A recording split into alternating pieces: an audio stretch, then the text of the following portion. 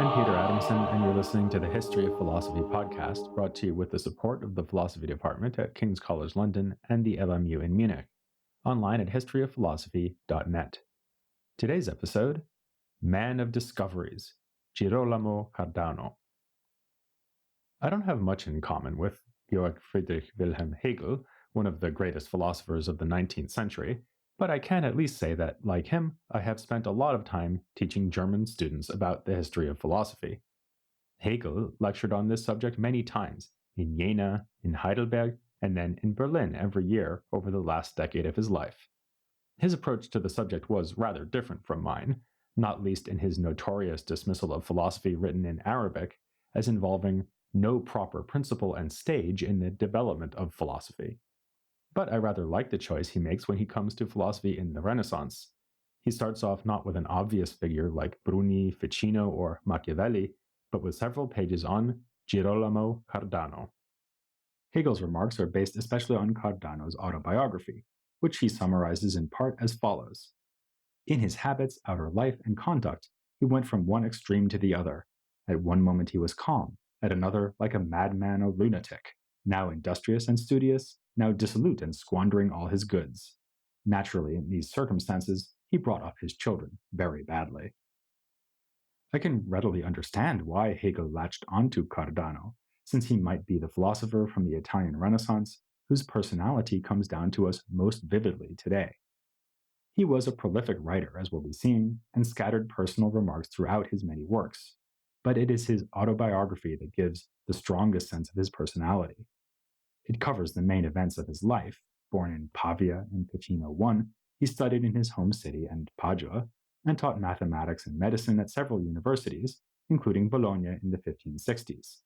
This followed the execution of Cardano's son in 1560, on the grounds that the young man had poisoned his wife, which no doubt encouraged Hegel's remark about Cardano's imperfect child-rearing. As if this tragedy were not enough, 10 years later, Cardano himself was charged with heresy, imprisoned for a couple of months, and made to recant his supposedly unorthodox views. But it's not for these biographical milestones that one reads Cardano's account of his own life. It's for such details as a description of his favorite meal, veal cooked in its own juice, the strange dreams and portents that have followed him through life, his talent for name-dropping, with a whole chapter devoted to listing his friends and another to listing the various prominent men who have praised him, to say nothing of Cardano's evident delight at his own genius, as when he tells us how many languages he was able to learn with no effort or study whatsoever. Indeed, a keynote of the text is its self-aware boastfulness. He informs us, twice, that a friend dubbed him the man of discoveries, and was right to do so. Cardano reckons he has 40,000 significant discoveries to his name and about 200,000 minor ones. Cardano has no need to choose between the Aristotelian goal of contemplative fulfillment and the Stoic ideal of withstanding all misfortune. He finds it possible to achieve both.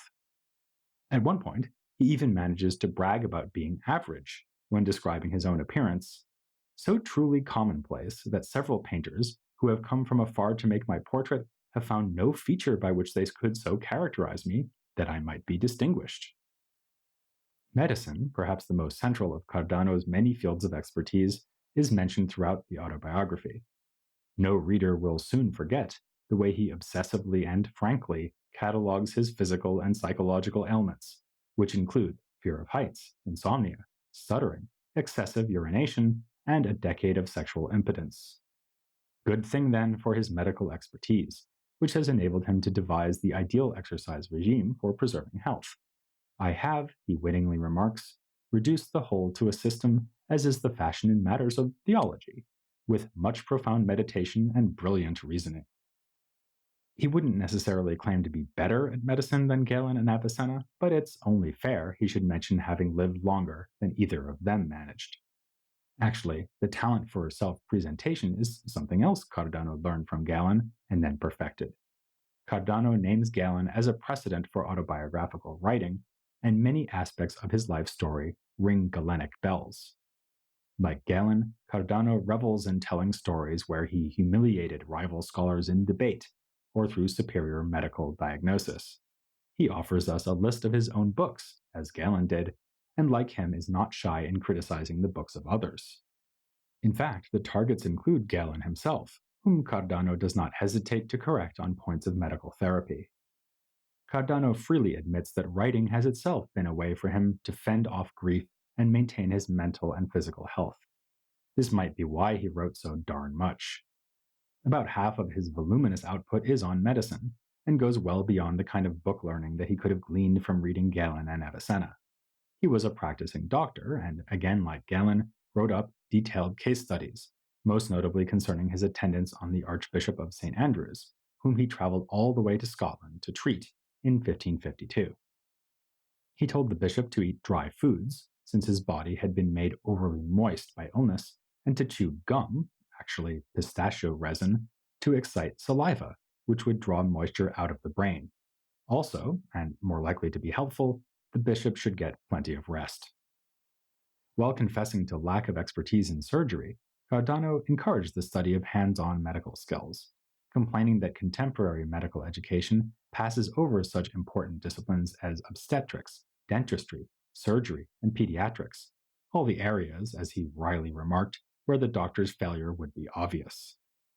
He was a great believer in maintaining and restoring health through careful regimen. Alongside his aforementioned program of exercise, he recommended a vegetarian diet, while avoiding some fruits. He blamed a bout of dysentery in his own childhood on eating grapes, and deemed melons so dangerous that they ought to be made illegal.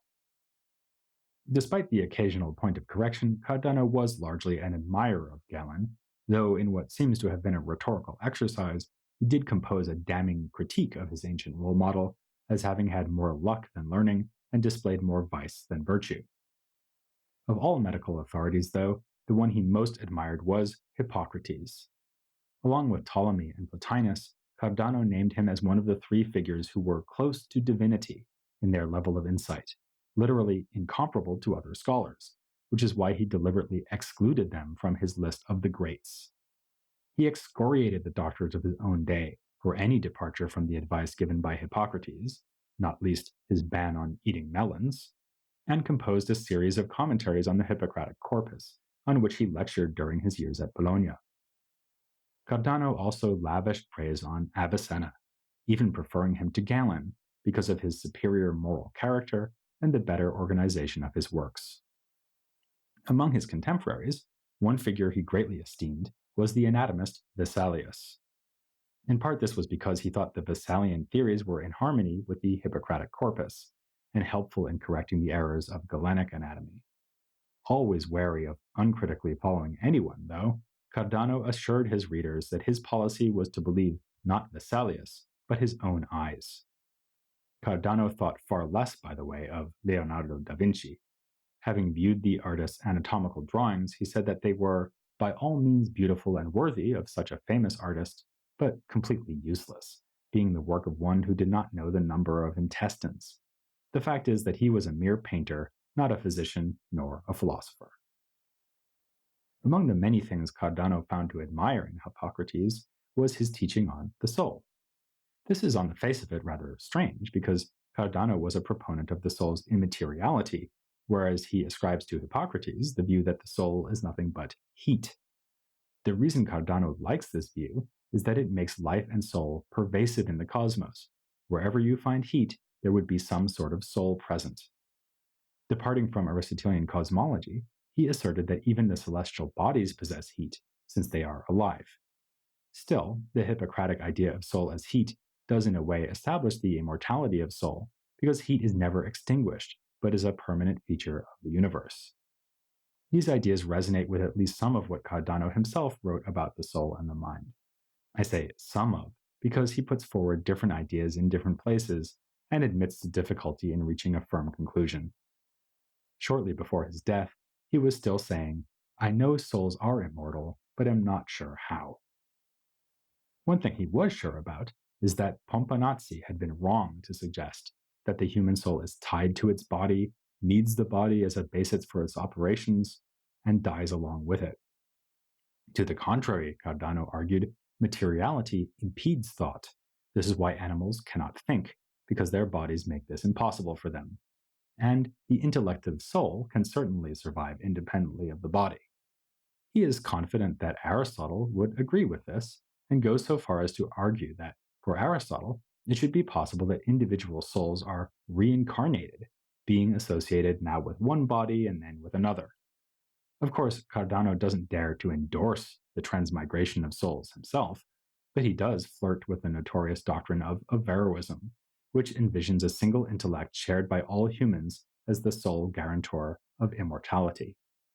Cardano likewise makes the intellect alone to be immortal, while lower functions like imagination and memory die with the body. He also intimates that there is a kind of universal active intellectual power in whose immortality we partake. As he nicely puts it, the origin of all intellects seems to be the same for all, since human beings from very early on are endowed with the same principles, as in all swallows there is the same ability to build a nest.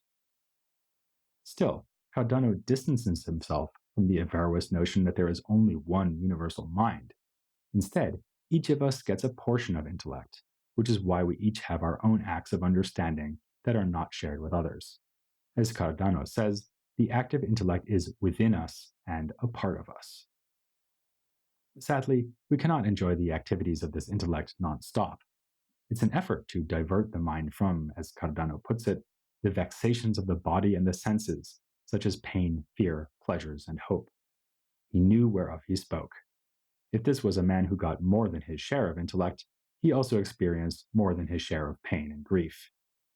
It seems he was trying to distract himself from these travails by making all those discoveries and writing so many books.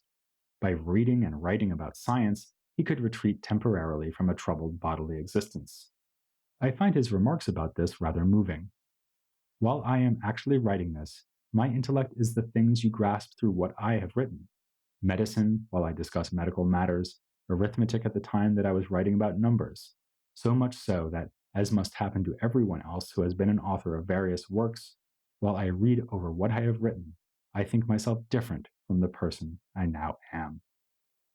Elsewhere, he speaks of the way that physical pain can be escaped by intense intellectual focus, though conversely, the pain may make thinking impossible. Fortunately, Cardano had a plan B: have fun. His autobiography contains a whole chapter on things in which he takes pleasure. To his credit, these include the joys of reading authors like Aristotle and Plotinus, but Cardano was also partial to a bit of gambling. Well, more than a bit, actually. He makes it fairly clear that he is a gambling addict, even admitting that he once had to pawn his wife's jewelry and some family furniture to pay off debts.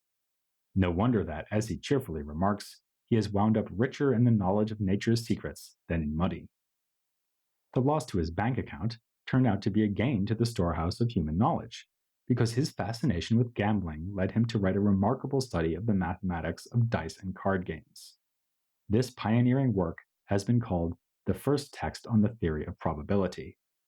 It sets out observations that may now seem obvious, for instance, that the probability of a favorable outcome is the number of good outcomes divided by the total number of outcomes.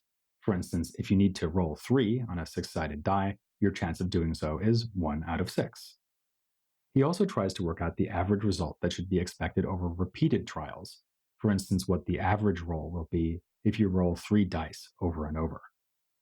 In addition to articulating genuine insights about probability, Cardano also inadvertently displays how easily our intuitions go astray when thinking about it. He assumes, wrongly, that the chance of success over a certain number of trials is the number of trials times the chance of succeeding in one trial. Thus, if you need to roll a 3 on one 6-sided die, then your chance of doing so in 2 rolls should be double of what it is in one roll, so 2 in 6. To see that this is wrong, consider that your chances of rolling a 3 after 6 rolls would be 6 out of 6, so a guaranteed success. But of course, that is not the case. Cardano also makes some comments connecting the topic of probability to standard philosophical issues. He speculates about the connection between fate and luck, expressing doubt that the order of the universe would bother to affect a card game. But he also expresses a certain fatalism, suggesting that the outcome of a game of chance may be settled in advance, so it makes no difference what you do. He compares this to the way you are subject to the authority of the prince, whether you decide to stay at home or go out. Cardano being Cardano, he wrote a number of mathematical works, of which the most famous is his Great Art, a study of algebra. Alongside some nice mathematical observations that even I can appreciate, for instance, that the square root of a positive number can be negative, this book is revealing as concerns ideas of scientific originality and priority in the 16th century. For one thing, there is Cardano's characteristic boast at the outset that the work is so replete with new discoveries and demonstrations by the author, more than 70 of them, that its forerunners are of little account. Then there is his notorious inclusion of the method for solving cubic equations, which, now stay with me here, have the form x to the third plus ax equals b. Cardano does not claim this among his many novel discoveries. He credits Niccolò Tartaglia for it and admits that Tartaglia would not want him to publish the secret, and in the event, Tartaglia was indeed furious. But Cardano claims an excuse, namely that another mathematician had discovered the same method a few decades ago, after which it was forgotten. This vignette could hardly be a more eloquent demonstration of the way ideas about originality were gradually changing in the Renaissance. Increasingly, scholars wanted to claim new innovations for themselves, which is also why Cardano was so flattered to be called man of discoveries. But the rules for scientific precedent remained unclear, and propriety was a matter of individual judgment, not commonly accepted practice. Perhaps Cardano was willing to risk annoying his colleague Tartaglia simply because he was so used to annoying people. His autobiography includes a long list of his critics and enemies, as if to balance out the list of friends and admirers. Among those who Cardano accused of attacking him for the sake of making a reputation for themselves, none was a more bitter opponent than fellow philosopher Julius Scaliger. Scaliger took issue with one of Cardano's most significant works, On Subtlety, a wide-ranging and enormous treatise dedicated to the most obscure aspect in each branch of study, as Cardano puts it with typical modesty.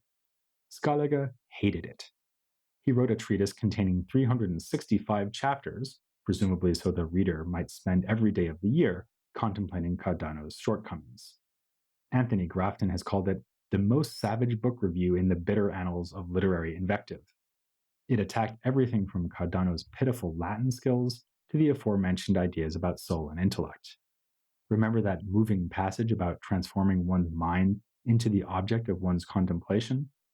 Well, it moved Scaliger only to sarcastic abuse. Well done, Cardano, you who say that when you think of a horse, your intellect is nothing other than a horse. I wouldn't dream of taking a side in this dispute, but if I did, then Cardano would have just the book for me. It's a whole treatise on dreams, based to a large extent on an ancient guide to dream interpretation by an author named Synesius. Cardano offers a whole theory as to how different kinds of dreams are caused.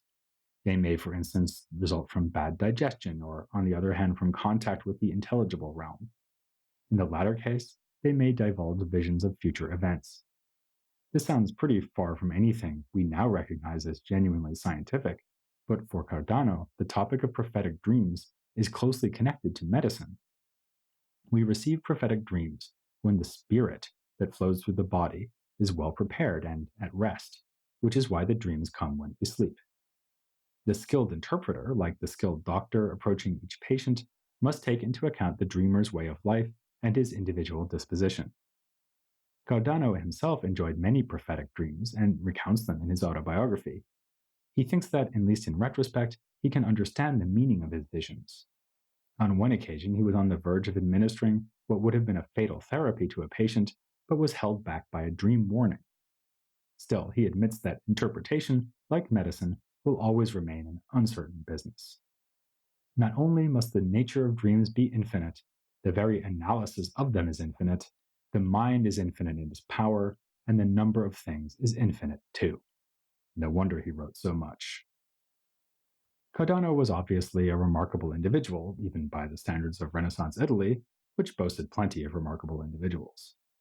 Appropriately for an expert mathematician, he sums up the themes we've been pursuing in recent episodes, while also having interesting things about astrology and divination, a topic I predict we'll be covering soon. First, though, I want to dwell a little longer on the discipline that occupied so much of Cardano's attention. Not gambling, but medicine. Though I bet you'll be fascinated by my discussion of health and illness in the Renaissance with Guido Giglioni next time here on the History of Philosophy Without Any Gaps.